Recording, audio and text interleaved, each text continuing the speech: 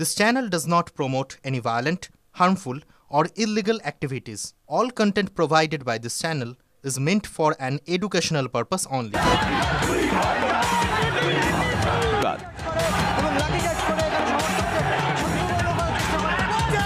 অপরাধী যে ধরা পড়েছে সেই অপরাধী কিনা আমার সন্দেহ আছে, কারণ 4 থেকে 6 ঘন্টা পরে একটা ব্লুটুথ পাওয়া গেল, তাই দিয়ে তার কানে ব্লুটুথটা নেই দেখে তার মোবাইলের সঙ্গে কানেক্ট করে বোঝা গেল তার ব্লুটুথ। 6 ঘন্টা লাগলো তাকে আইডেন্টিফাই করতে। আমরা পশ্চিমবঙ্গে আছি, আর পশ্চিমবঙ্গের মানুষ গোটা ভারতের কোন স্টেটে গিয়ে এখন কোনো মান সম্মান কি এরা পাবে?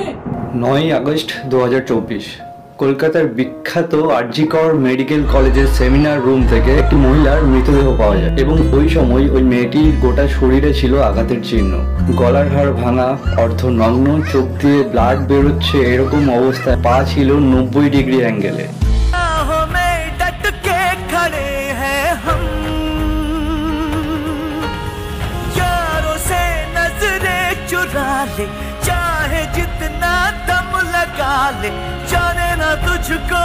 এখানকার লোকেদের থেকে সত্যিটা জানার জন্য অপরাধী যে ধরা পড়েছে সেই অপরাধী কিনা আমার সন্দেহ আছে, কারণ 4 থেকে 6 ঘন্টা পরে একটা ব্লুটুথ পাওয়া গেল, তাই দিয়ে তার কানে ব্লুটুথটা নেই দেখে তার মোবাইলের সঙ্গে কানেক্ট করে বোঝা গেল তার ব্লুটুথ। 6 ঘন্টা লাগলো তাকে আইডেন্টিফাই করতে। শাসক শ্রেণীর বড় মাথা এর সঙ্গে যুক্ত, তাদের বাঁচানোর জন্য এই সিভিক ভলেন্টিয়ারকে বলি করা হচ্ছে। আসল অভিযুক্তদের ধরবার কোনো প্রয়াস নিচ্ছে না। যে রাজ্যে এত কিছু ঘটছে, এরপরে কি পুলিশের উপর কি বিশ্বাস রাখা যায়? না, পুলিশের উপর বিশ্বাস রাখা যায় না, এটা একদম যেরকম সত্যি কথা। আমার মনে হয় পুলিশকে বোধহয় ঠিক মতন কাজ করতে দেওয়া হয় না। পুলিশ পারে না এমন কোনো কাজ নেই। মাটির তলা থেকেও অপরাধীকে খুঁজে আনতে পারে, কিন্তু সেখানে যদি নেতা মন্ত্রী বা কোনো আমলার হাত থাকে যে সঠিক মানে একদম ন্যায্য ভাবে কাজ করতে চাইছে, তাকে কাজটা করতে না দেয়, তাহলে এইরকম ঘটনার জন্য আমরা বারবার রাস্তায় আসবো। কারণ আমাদের প্রতিবাদ হচ্ছে বিচার চাই। পুলিশ ইন্ডিভিজুয়াল একটা অস্তিত্ব তৈরি হোক, তাহলে কোনো নেতা কোনো মন্ত্রী তার উপর হাত রাখতে পারবে না, চাপা দিতে পারবে না, তাকে তার কাজে আটকাতে পারবে না। না হলে শাস্তি অপরাধী কোনোদিন পাবে। কোনো না কোনো রাজনৈতিক দলের আশ্রয়ে চলে যাবে, কোনো না কোনো নেতার আশ্রয়ে চলে যাবে, এবং তারা তাদের ক্ষমতার জোরে সবসময় অপরাধীদেরকে আড়াল করবে। আদালত পুলিশের যে তদন্ত সেটা সঠিকভাবে না হওয়ার জন্য সিবিআইয়ের হাতে তুলে দেওয়া হয়েছে। এখন কি মনে হয় যে সিবিআই তাড়াতাড়ি কি খুঁজে বার করে আসল দোষীকে বার করতে পারবে? খুব বড় একটা কোয়েশ্চেন মার্ক হয়ে থাকবে, কারণ সিবিআই এর আগে অনেক মামলা নিয়েছে, কিন্তু সবকটার সদুত্তর এখনো অব্দি পাওয়া যায়নি। যদি পাওয়াই যেত তাহলে এই রাজ্যের তাবৎ নেতারা এই মুহূর্তে জেলের মধ্যে থাকবে। পাওয়া যেত। পোস্টমর্টম থেকে আমরা যা পাচ্ছি তাতে দেহরসের পরিমাণ এতটা, সেটা একজন ব্যক্তির দ্বারা সম্ভব নয়। তার শরীরের যে বিভিন্ন অংশে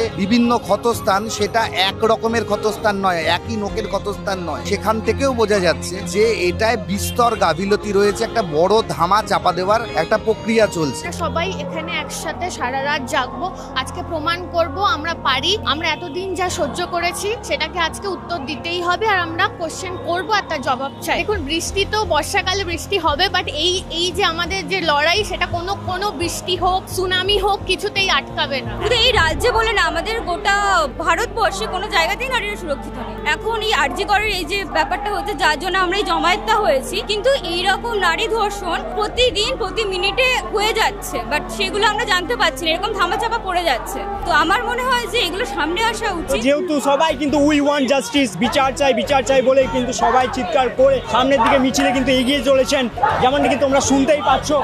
সবাই কিন্তু উই ওয়ান্ট জাস্টিসের নামে চিৎকার। আর এই ভিড় থামার নাম নেই। এই বৃষ্টি ভিড়কে ভাঙতে পারেনি। এই ভিড়ের ইউনিটি কিন্তু এখনো রয়েছে, ভিড় এখনো বেড়ে চলেছে। আর চারিপাশে শুধু মোমবাতি জ্বেলেছে, কেউ হয়তো নিচে হাতে ফ্ল্যাগার ধরে রয়েছে, কেউ হয়তো পোস্ট ধরে রয়েছে। যেমন সামনে রয়েছে আমার দিদির বিচার চাই একটা পোস্ট, কিন্তু এখানে সবাই মিলে ধরে রয়েছে। আর এখানে কেউ আজাদি, কেউ উই ওয়ান্ট জাস্টিসের নারা কিন্তু লাগিয়ে চলেছেন। লাগাতার পশ্চিমবঙ্গে কোনো না কোনো দুর্ঘটনা, কোনো না কোনো কি বলবো নাইট মেয়ার একটা ঘটেই চলেছে। কখনো যাদবপুর ইউনিভার্সিটিতে, কখনো আরজিকর হাসপাতালে। সেমিনার হলে কিছু দেওয়াল নাকি ভাঙা হয়েছে, বা যে প্রমাণ সেটা লোপাট করার চেষ্টা করা হয়েছে। যদি এটা হয়ে থাকে তাহলে তো এটা ওপর মহলের চাপ ছাড়া সম্ভব নয়। যেখানে মূলত এই ক্রাইমটা হয়েছে সেই অঞ্চলে প্রমাণ লোপাট ছাড়া অন্য কোন কারণে, যখন এটা কমপ্লিট তদন্তই হলো না, সেই জায়গায় ভাঙচুর বা নতুন করে কিছু তৈরি করার সিদ্ধান্ত হসপিটাল কর্তৃপক্ষ নিল। খুব বড় প্রশ্ন উঠছে যে এটাকে কত বড় ধামা চাপা দেবে। আজ 11 দিন হয়ে গেল কিন্তু আজ পর্যন্ত কিন্তু আরজি কর হাসপাতালে যে খুন, রেপ, ধর্ষণ হলো মেয়েটার প্রতি, সেই ব্যাপারে আজও কিন্তু কোনো বিচার হলো না। পুলিশরা কি এতটাই অকর্মণ্য? আমাদের দেশের আইন কানুন কি এতটাই কমা? প্রশাসনের উপর আমাদের বিশ্বাস রাখতেই হবে। আমরা প্রশাসনের বাইরে নয়, আমরা লিগালি চলতে চাই। আমরা চাই যে প্রশাসন আমাদের সাথ দিক, আমাদের হেল্প করুক আর আসল দোষীদের সামনে নিয়ে আসুক। যে এইসব জনবিরোধী লোকেদের বা এইরকম দুষ্ট লোকেদের ধরতে পারছে না। আসলে ভিডিওটা না করে আর থাকতে পারলাম না। এই ভিডিওটা যে শুধু আমার ভিউজের জন্য করছি তা না, এই ভিডিওটা আমার মা, বোন, কাকিমা, দিদিমা, আমার ঘরে যেসব মেয়ে আছে আমি তার জন্য করছি। আমার মেয়েরা, আমার ঘরের মেয়েরা কি করে সেফটি পাবে বলুন তো? আপনারাই বলুন। এরকম মানসিকতার লোক যদি আমাদের আশেপাশে দিনমান ঘুরে বেড়ায়, তাহলে কি আমাদের মা বোনেরা রাত্রিবেলায় ঘুরে বেড়াতে পারবে? রাত্রিবেলায় কি বলছেন মশাই? দিনের বেলাতেই ঘুরে বেড়াতে পারে না এরা। দিনের বেলাতেই 500 মিটার বাড়ি থেকে যেতে গিয়ে এদের মানে কি বলবো, দম বন্ধ হয়ে যায়। আমি নিজে দেখেছি, আমার মামার মেয়ে, আমার কাকার মেয়ে, এরা যখনই বাড়ি থেকে বাইরে যায় আর যদি আমি সেখানে থাকি তো আমাকে সঙ্গে করে নিয়ে যায়। কেন তা নিয়ে যাবে কেন? কারণ তাদের একজনের উপরে ভয়, সে হচ্ছে ছেলে। যে ইন্ডিয়ান ফ্ল্যাগ দেখতে পাচ্ছি, তো এটা মূলত কি জন্য? 15 আগস্টের জন্য নাকি এই যে প্রতিবাদ মিছিল তার জন্য? 15ই আগস্টের জন্য তো নয়। আমি প্রথমবার এমনি হচ্ছে জীবনে যে আমি হ্যাপি ইন্ডিপেন্ডেন্স ডে বলছি না কাউকে, কিন্তু আমি এটা এনেছি এই কারণে যাতে আমার সবসময় মনে থাকে এবং আমাদের সবার সবসময় মনে থাকে যে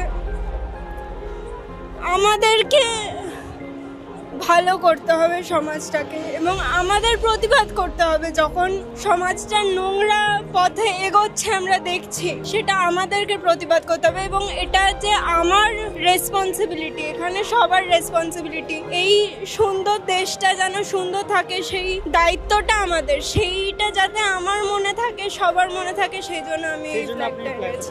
খুব সুন্দর একটা বার্তা দিয়েছেন কাকিমার কাছে জানাবো। আমরা যখন ছোট ছিলাম তখন হয়তো মিডিয়া এত অ্যাক্টিভ ছিল না, যার জন্য অনেক কিছু জানতে পারিনি, কিন্তু এতটা এইরকম অবস্থা ছিল না বলেই মনে হয়। এখন দেখে এক এক সময় এত হতাশ লাগে, পেপার খুলে যেন কোনো ভালো খবর পাই না, খুঁজতে হয় কোথায় কোথায় ভালো খবর। এই যে ছোট ছোট ছেলেমেয়েরা এখানে এসছে, এরাই কিন্তু আজকে দেখে এত ভালো লাগছে, এরাই কিন্তু আমাদের আশা, এরাই হচ্ছে দেশের ভবিষ্যৎ। এত ভালো লাগছে যে এত এত পেপারে খুঁজে খুঁজে বার করি যে কোথায় কোথায় ভালো খবর আছে, অথচ আজকের এই ইউথকে দেখে মনে হচ্ছে যে না, আশা শেষ হয়ে যায়, আমরা ভালোর দিকেই যাব, আমাদের সমাজটা আবার বেটার হবে। আমি জানি আমার মেয়ে রিসেন্টলি ইউপিএসসিতে অ্যাপিয়ার করেছিল, ওকে মক টেস্টে জিজ্ঞেস করেছিল দিল্লিতে যখন মক টেস্ট দিতে গেছিল যে কলকাতা সেফেস্ট শহর তোমরা ক্লেম করো, তুমি কি এটা মনে করো? তার মানে এটা শুধু ওয়েস্ট বেঙ্গল না, এটা কিন্তু বাইরের লোকেরও একটা ধারণা আছে যে among all the cities in India Kolkata is the safest city. সেটা যেন আমরা রাখতে পারি, এই প্রাইডটা যেন আমরা রাখতে পারি। আজকে দেখে মনে হচ্ছে যে আমরা পারবো। আমরা ছেলেদেরকে কেমন করে মানুষ করছি, আমি সেই সব বাবা মাকে বলছি, কেমন করে মানুষ করছেন আপনারা? আপনাদের মানুষ করাতে কিছু না কিছু গন্ডগোল আছেই আছে। তাহলে এই রকম নির্লজ্জকর ঘটনা কি তারা ঘটাতে পারে?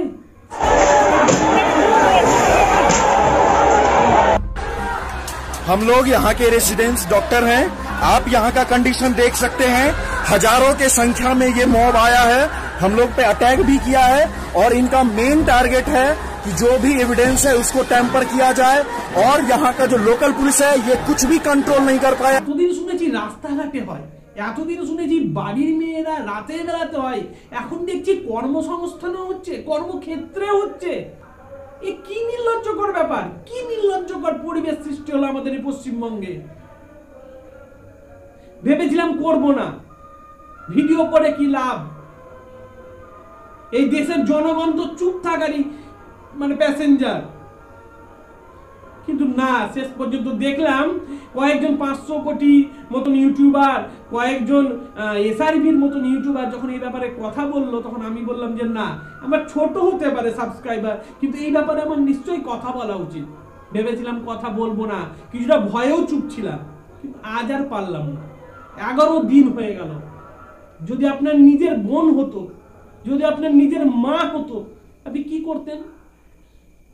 আমরা ডাক্তারকে ভগবান বলে মানি, আর সেই ডাক্তারের সঙ্গে যদি এইরকম গ্যাং রেপ করা হয়, তাহলে আমরা কি করে এই পশ্চিমবঙ্গে, এই ভারতবর্ষে আমরা সেফ? আমাদের মা বোনেরা সেফ? কাল থেকে তো মনে হচ্ছে বাচ্চাদেরকে আর কোনো স্কুল কলেজে ভর্তি করানোই যাবে না। কোথাও রেখে যে পড়াবো মনে করছেন, তা কিন্তু পড়াতে পারবেন না। আজ যদি আপনারা প্রতিবাদ না করেন, এই ভিডিও 100 জনকে 1000 জনকে শেয়ার করে দিন, দেশের লোক, দেশের জনগণ দেখুক যে কি পরিস্থিতি সৃষ্টি হয়েছে। কেউ জানে, কেউ বা অল্প জানে, কেউ বা বেশি জানে, এখনো পর্যন্ত গোটা দেশের লোক কিন্তু সচেতন হয়নি। আমি চাইবো ডাক্তারেরা যেন তাদের ডাক্তারি বন্ধ করে দেয় অবিলম্বে। হ্যাঁ, কোনো রকম ভাঙচুর না, এটাকে আমি একেবারেই পছন্দ করি না। কারণ ওই মেয়েটাকে কিন্তু যে জাস্টিস, সেটা কিন্তু পাওয়াতেই হবে। তো সেই জন্য আমাদের সরকারের উপর অবশ্যই ভরসা রাখতে হবে। তো সরকারের উপর ভরসা আমরা রাখতে পারবো তখনই যখন আমরা নিরস্ত্র হয়ে সরকারের বিরুদ্ধে আমরা মিছিল করব, মিটিং করব এবং সরকারকে বাধ্য করব আমরা এই রকম ঘটনার যাতে তারা মীমাংসা করে, যাতে তারা দোষীদেরকে খুঁজে বার করে। কি ব্যাপার বলুন, একটা ভগবান, ডাক্তারের তুল্য ভগবান, তিনি তার নিজের জায়গাতে, তিনি তার নিজের সিংহাসনে সেফ নাই। আজ 11 দিন হয়ে গেল, এখনো পর্যন্ত এই ঘটনার কোনো প্রতিকার, কোনো সুরাহা হলো না। তার মধ্যে আবার শুনলাম এই কিছুদিন আগে 14ই আগস্ট নাকি একটা বড় ধরনের মিটিং মিছিলের আয়োজন করা হয়েছিল আরজিকর হাসপাতালের সামনে এবং যাদবপুর পুলিশ স্টেশনের সামনে, যেখানে আরজিকর হাসপাতালে 200 থেকে 300 গুন্ডার মতন কিছু বাহিনী বা লোকজন যায় এবং লোকজন গিয়ে তাদের ওই আরজিকর কলেজের বাথরুম এবং আরো কিছু কিছু জায়গাকে তারা ভাঙচুর করে। মানে বিশাল একটা খারাপ পরিস্থিতি, তারা মানে ভায়োলেন্স সৃষ্টি করে। তো এই জন্যই মনে হয় সরকার এই আন্দোলনটাকে বাধা দেওয়ার চেষ্টা করছে। আমি জানি না যে এটা ছাত্ররাই করেছে বা এই মানে ভালো মানে যাদের মানসিকতা আছে সেই রকম মানুষই করেছে, তা বুঝতে পারছি না। কিন্তু হ্যাঁ, এটা বুঝতে পারছি কি একসঙ্গে 200, 300, 500 মানুষকে জড়ো করে এনে কোথাও একটা ভাঙচুর করানোর জন্য যে একটা প্রবল ক্ষমতা যুক্ত বা লিডারশিপ করার ক্ষমতাযুক্ত কোন একটা ব্যক্তি বা ব্যক্তিত্ব কারিনীর দরকার আছে, সেটা আমি বেশ খুব ভালো করে বুঝতে পারছি। যাদবপুর পুলিশ স্টেশনের সামনে দেখুন কত ভিড়। সেই ভিড়কে কিন্তু পুলিশেরা কিন্তু রীতিমতন র্যাব দিয়ে, তাদের পুলিশ বাহিনী দিয়ে সরিয়ে দেওয়ার চেষ্টা করছে। আবার দেখলাম ইস্ট বেঙ্গল মোহনবাগান, যারা সবসময় একে অপরের বিপরীত দিকে ছিল, তারা নিজের খেলা বন্ধ করে সেই সব প্লেয়াররা, সেই সব দলের সমর্থকেরা তারা রাস্তায় নেমেছিল, তাদেরকেও বলে বেধড়ক মারধর করা হলো। এ কেমন ধরনের অন্যায়, এ কেমন ধরনের পরিবেশ, এ কেমন ধরনের পশ্চিমবঙ্গের সৃষ্টি হলো? একটা মানুষ সাধারণত তার বীর্যপাতের ক্ষমতা 6 গ্রাম থেকে 8 গ্রাম, সেখানে একটা স্ত্রীর যোনিতে যদি 150 গ্রামের মতন স্পাম পাওয়া যায়, তার মানে ভাবুন অন্তত 15 থেকে 20 জন মিলে ওকে রেপ করেছে। তারপরে ঘাড় ভেঙে দিয়েছে, এদিক ওদিকে হাঁচড়িয়েছে, হাত পাকে ভেঙে দিয়েছে। কি একটা অস্বাস্থ্যকর পরিবেশ। এবং আমি বলতে চাই যে এখানে অবশ্যই কিন্তু আরজিকর হসপিটালের প্রিন্সিপালের কিছু একটা ব্যাপার আছে। কারণ আরজিকর হাসপাতালের প্রিন্সিপাল সকালবেলায়, মানে যেদিন রাত্রিবেলাতে ঘটনাটা ঘটলো, সেই মহিলাটাকে বা সেই মহিলা ডক্টরটা যখন মারা গেল, পরের দিন সকাল 9টার সময় আরজিকর হাসপাতালের প্রিন্সিপাল তার বাড়িতে ফোন করে এবং তার বাবা মাকে বলে যে আপনার মেয়ে আত্মহত্যা করেছে। একজন ডাক্তার যিনি পোস্টমর্টমের রিপোর্ট করেন, যিনি সব কিছু দেখে বলে দিতে পারেন যেটা আত্মহত্যা না মার্ডার, কিভাবে মার্ডার করা হয়েছে, তিনি কি করে বলতে পারেন এই কথা তার মা বাবাকে? আবার শুনলাম সেই ডাক্তারের উপর যখন প্রশ্ন করা হয়েছে, সেই ডাক্তার নাকি তার পদত্যাগ পত্র জমা দিয়েছে। এও শুনেছি যে একটা বিশেষ ফোন কল আছে, আমি ফোন কলটা দেখাবো, যেটা আমি এসআরভি চ্যানেল থেকে পেয়েছি, আপনাদেরকে অবশ্যই আমি দেখাবো। এসআরভি চ্যানেল থেকে ওটা দেখলাম, ওখানে 2 জন ডাক্তার এর মধ্যে কথা হচ্ছিল, তারা অবশ্যই 4th ইয়ারের মনে হয়, সম্ভবত 4th ইয়ারের কোনো একটা 2 জন স্টুডেন্ট হবে, মহিলা স্টুডেন্ট, তারা একে অপরকে বলছিল যে ওটা অবশ্যই গ্যাং রেপ। এবং প্রথমে ডাক্তারের একটা হল থাকে এবং আরেকটা আলাদা করে বড় হল থাকে। তো যেখানে ডাক্তারের হল ছিল সেখানেই ওরা কিন্তু শুয়েছিল। পরে কিন্তু সেমিনার হলে ওই মেয়েটাকে নিয়ে যাওয়া হয়, ও গ্যাংরেপ করা হয়। গ্যাংরেপটা কোথায় করা হয় তা বলতে পারছে না, কিন্তু আমি বিভিন্ন ঘটনা আমি শোনাচ্ছি, ওইগুলো শুনুন। হ্যাঁ, তো বলো এবার। বলছি ওটা হয়েছে কি বলতো, ও 2টো অবধি পেশেন্ট দেখেছে, ঠিক আছে? রাত্রি 2টো? রাত্রি 2টো, আচ্ছা। 2টো অবধি পেশেন্ট দেখেছে, দেখে রুমে এসে অনলাইনে অর্ডার করে 4 জন বন্ধু মিলে খেয়েছে, ডিনার করেছে। করে ও খুব টায়ার্ড ছিল, যেহেতু 36 ঘন্টা ডিউটি ছিল, টায়ার্ড ছিল। ও কি করেছে, ওই সেমিনার রুমে গিয়ে শুয়ে পড়েছে একটা রেড কালারের ব্ল্যাঙ্কেট ঢাকা দিয়ে। তারপরে সেমিনার রুমে এমনি কি তোমাদের ওরকম সেমিনার রুমে তুমি ঘুমানো হয়? মানে আমি যদি কোনো আইডিয়া নেই ওই জন্য জিজ্ঞেস করছি। না, এবার একটা রেসিডেন্টের ডক্টর রুমস থাকে, আচ্ছা বুঝতে পেরেছিস? তারপরেও সেমিনার থাকে। এবার সেমিনারে একটা বেড থাকে, আর ডক্টরস রুমে 2টো 3টে যেরকম বড় ঘর হবে সেরকম বেড পাতা থাকে। আচ্ছা আচ্ছা। মেইনলি ডক্টরস রুমে শোয়ার কথা, ঠিক আছে?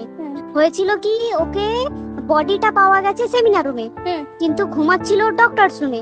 যে রুমটা তোর এখন ভাঙা হয়েছে, দেখেছিস রুমটা ভেঙেছে ঠিক বাথরুমের পাশেই, ঠিক আছে? মানে বাথরুমটাকে অজুহাত দিয়ে ওই রুমের দেয়ালটা ভেঙে দিয়েছে। অ্যাকচুয়াল কাণ্ডটা ঘটেছে তোর ইয়েতে, ওই রুমটার ভেতরে, ডক্টরস রুমে ঘটনাটা ঘটেছে। ওই বডিটাকে ডক্টরস রুমে ওই দিন আর কেউ ছিল না, খালি মানে অনলি ওই দিকটাই ঘুমাচ্ছিল। হ্যাঁ, এবার তোকে আমি বলি, অন কলে নিশ্চয়ই একজন থাকবে না, ওরা জুনিয়র সিনিয়র মিলে থাকে। এমনকি 3rd ইয়ার একজন থাকবে, 2nd ইয়ার একজন থাকবে, প্লাস 1st ইয়ারের ইন্টার্নশিপরা যারা থাকে তারা ইন্টার্নরা থাকে। আর চেস্ট এমন একটা ওয়ার্ড হচ্ছে, কোভিড এর পর থেকে প্রায় হামেশাই সবার শ্বাসকষ্ট হচ্ছে, মানে আসছে মানে শ্বাসকষ্ট হচ্ছে। আর চেস্ট ওয়ার্ড আর চেস্ট মেডিসিন দুটোই পাশাপাশি ওয়ার্ড, ঠিক আছে? তো কেউ কি শুনতে পায়নি? কেউ শুনতে পায়নি। ওটাই তো আমি ওই দিনকে ওটাই ভাবছিলাম। এবার দেখ, ধস্তাধস্তি করাতে একটা নিশ্চয়ই চিৎকার হয়, একটা ভায়োলেন্ট হয়, বুঝতে পেরেছিস? তারপরে আবার কি, যে 4 জন ওর সাথে খেয়েছে তারা কোথায়, তারা কেন মিডিয়ার সামনে আসছে না? তাই তো, তারা কেন আসছে না? তোমার দিন ডিউটি ছিল না রাতে? ওই দিনকে আমি নাইটে ডিউটি করছিলাম। আচ্ছা, আমি নাইটে ডিউটি করে এসেছি, আমার লাস্ট নাইট ছিল। তো আমার তো 3 দিন নাইট থাকে, 3 দিন নাইট থাকার পর লাস্ট নাইট ছিল। লাস্ট নাইটের পর বুধবার আমার লাস্ট নাইট, বুধবার রাতে ঘটনাটা ঘটেছে। আমি বাড়িতে এসেছি, রীতিমতো বাড়িতে এসে শুয়ে পড়েছি। 3টের সময় আমার কাছে ফোন এসেছে যে সবাইকে ডেকে পাঠিয়েছে, ইমিডিয়েট আয়। তখন গিয়ে দেখি আজকে করে এই অবস্থা, পুরো গোটা হাসপাতালকে ডেকে পাঠিয়েছিল। গিয়ে দেখি পুলিশ ছয়লা, মানে আর ওকে যেভাবে, আমি তো বডিটা দেখেছি রে, মানে আমাদের এখনো পর্যন্ত চোখ থেকে নামছে না। রীতিমতো মনে হচ্ছে মেয়েটাকে আমাদের পাশে পাশে ঘুরছে, একদম এরকম, মানে মানে অদৃশ্যমান। মানে আমরা এরকম ভাবতে পারছি না যে এরকম ভূত থাকে বা একটা স্পিরিট থাকে বা কিছু। এখন আমরা বুঝতে পারছি না ওর আত্মাটা এখনো ঘুরছে আমাদের আশেপাশে। দেখো, ওর আমার তলাটা নেই, কিন্তু ওর থেকে ও থাকে 4 তলায় ঘটনাটা ঘটেছে। ঠিক 2টো ফ্লোর নিচেই আমি থাকি, আমার রুমটা, ঠিক আছে? কিন্তু তাও আতঙ্কে আমরা মানে একদম স্তব্ধ হয়ে গেছে আর্জিকরটা। কিন্তু ব্যাপারটা হচ্ছে, তাহলে ডক্টরস রুম থেকে ওকে সেমিনার রুমে নিয়ে যাওয়া হয়েছে?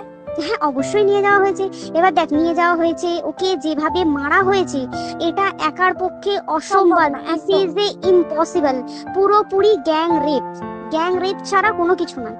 আর শুধুমাত্র রেপ নয়, রেপ হলো, করলো, ছেড়ে দিল, ঠিক আছে, ওকে রীতিমতো মার্ডার করেছে। মানে হিসেব মতো যা বুঝছি, মানে তোমার কথাতে ওটা হচ্ছে ওর ওই বন্ধু বান্ধব এক্স্যাক্টলি, হয় ওর বন্ধু বান্ধব কেউ, ঠিক আছে, মানে 4 জনের মধ্যে কেউ, আইদার ওকে এমন কিছু করতে বলতে। এক বড় বড় কোম্পানিতে তো এরকম হয়, মানে হয় তুমি আমার সাথে কম্প্রোমাইজ করো, নয় তুমি চাকরি ছেড়ে চলে যাও, হয় তো। এখানেও সেরকম কিছু একটা হয়েছে। যাকে যে ক্রাইম করেছে সেও কিন্তু নর্মাল ডক্টর নয়, কিন্তু সেও একটা ভালো পোস্টে র্যাঙ্ক করছে, বুঝতে পেরেছিস? তবেই কিন্তু পুরো ব্যাপারটাকে হসপিটাল চেপে যেতে চাইছে, পুরো ব্যাপারটা। তাহলে এই সিভিক যে ও কোথা থেকে আসছে? এবার তোকে আমি বলি ওটা কোথা থেকে আসছে।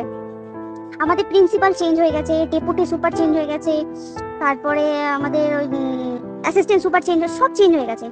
তারপরে যে ওয়ার্ডের ডাক্তাররা ছিল, সিস্টাররা ছিল, ওয়ার্ড বয়রা ছিল, মাসিরা ছিল, সবাইকে ডেকে এখন সাসপেন্ড করা হয়েছে।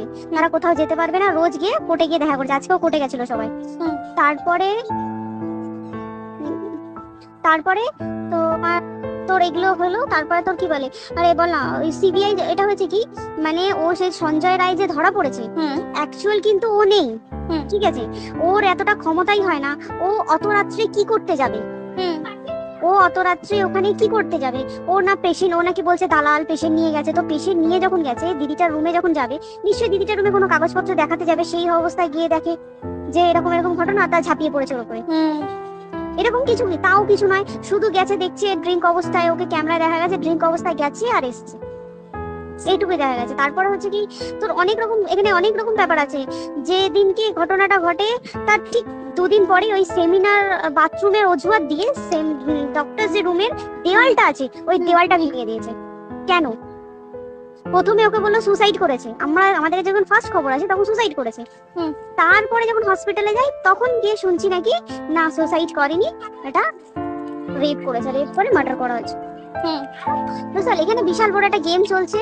আর যে উপর কি রাগ ছিল, মানে হ্যাঁ হ্যাঁ হ্যাঁ হ্যাঁ হ্যাঁ হ্যাঁ একদম। আমি তো কি বললাম, শোন তুই যদি কারোর সাথে কম্প্রোমাইজ করিস তাহলে তো পোস্ট করবে, তুই কারোর সাথে কম্প্রোমাইজ করবি তোকে মার্ডার করে দেবে, মানে ওরকম টাইপের কিছু, এরকমই টাইপের কিছু একটা ছিল।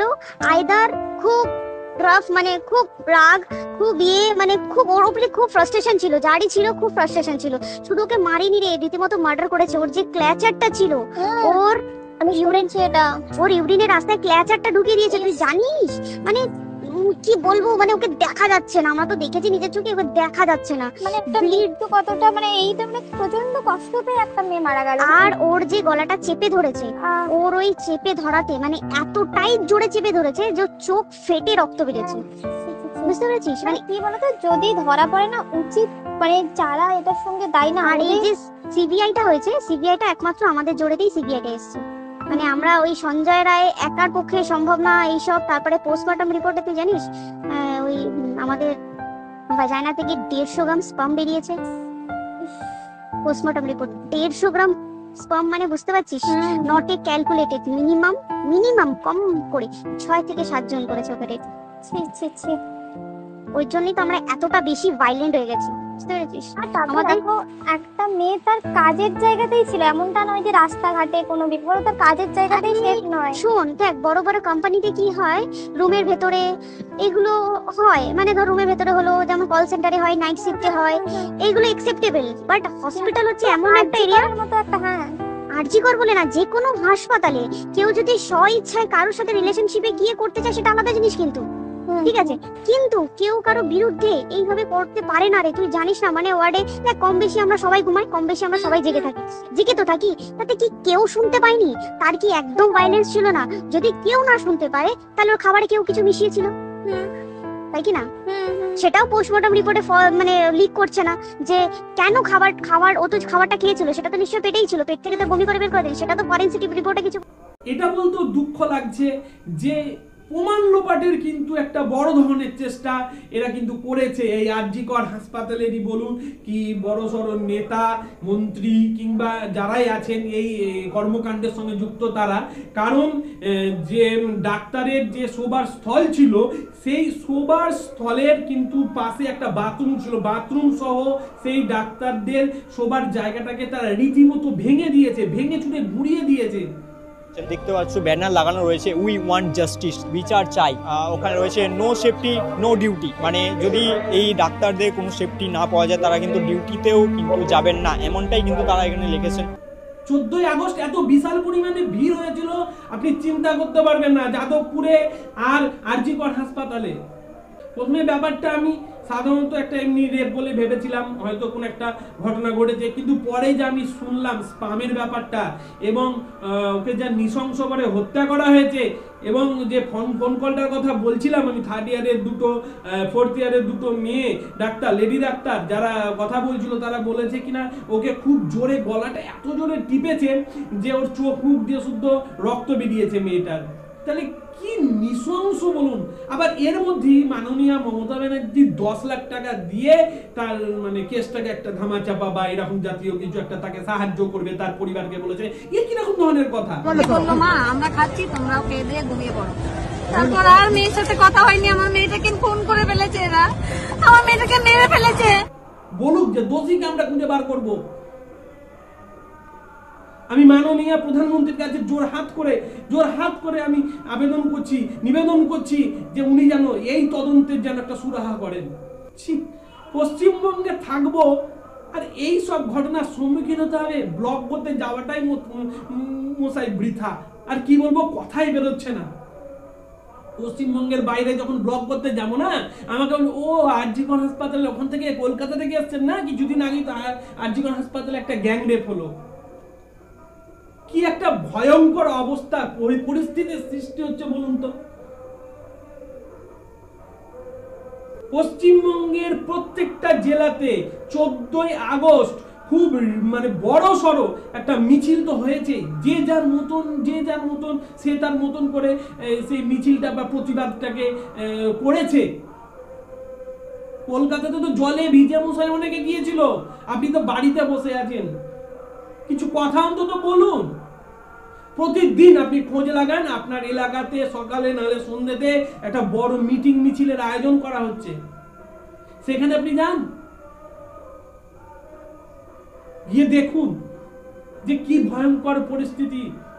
ডাক্তারদের যেখানে আমরা সেফ রাখতে পারি না, আমরা নিজেরা কি করে সেফ থাকবো মশাই?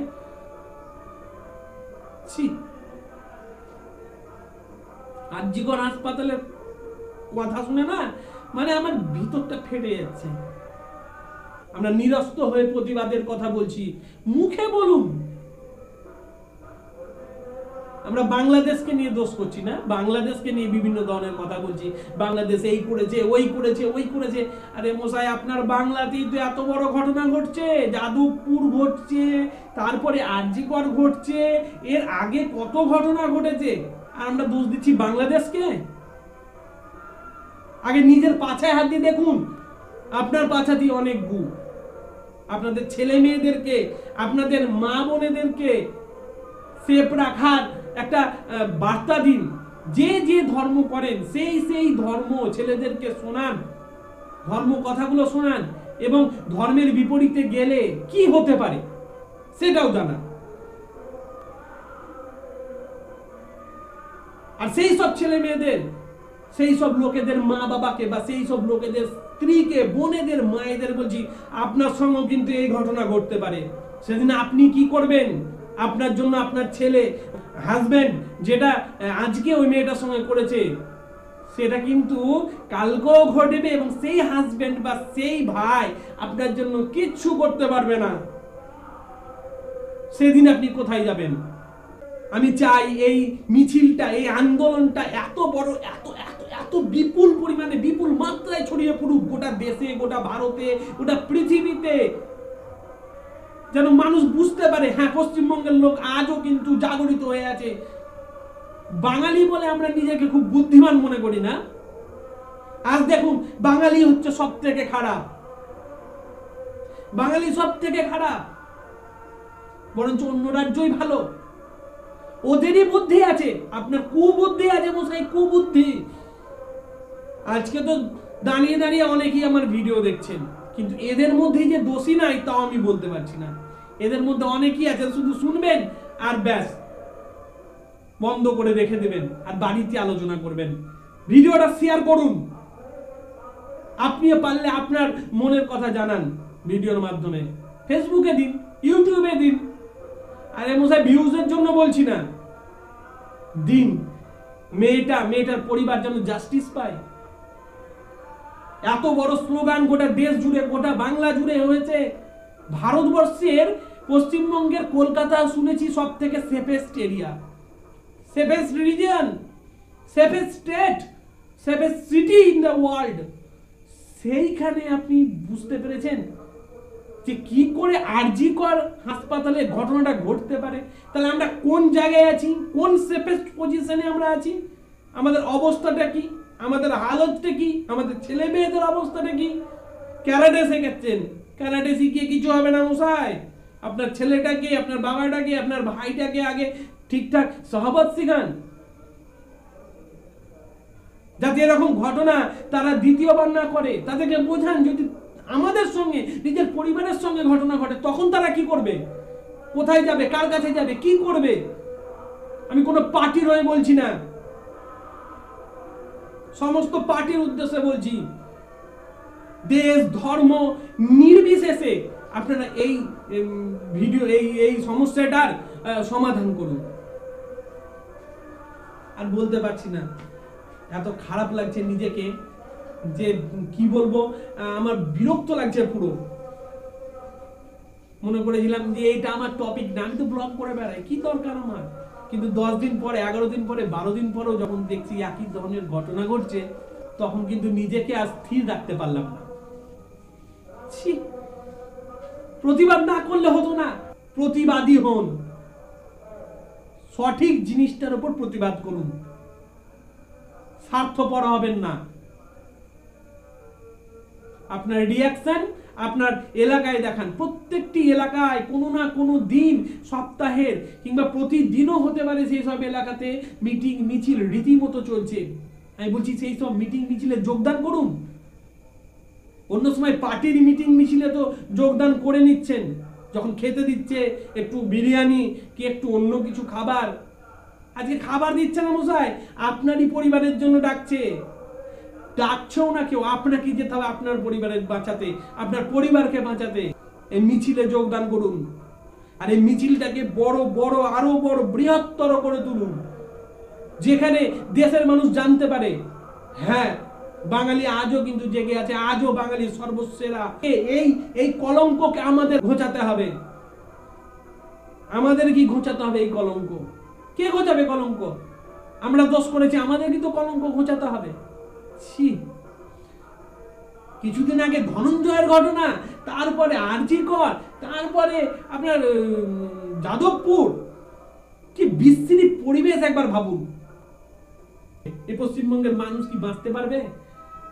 এইভাবে টিকবে?